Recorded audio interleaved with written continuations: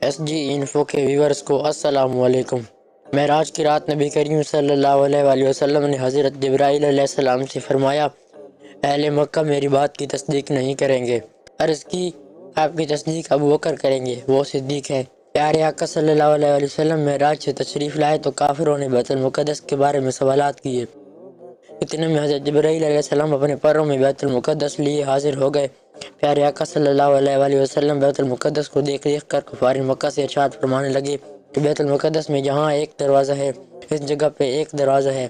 حضرت ابوبکر ساتھ ساتھ کہتے جاتے، آپ نے سچ فرمایا، آپ نے سچ فرمایا۔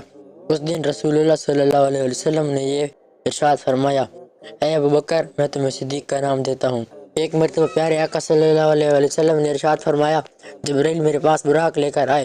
یہ سن کر حضرت ابوبکر صدیق رضی اللہ تعالیٰ عنہ نے عرض کی، یا رسول اللہ صلی اللہ علیہ وآلہ وسلم، میں نے اسے دیکھا تھا۔ ارشاد فرمایا، اسے بیان کرو۔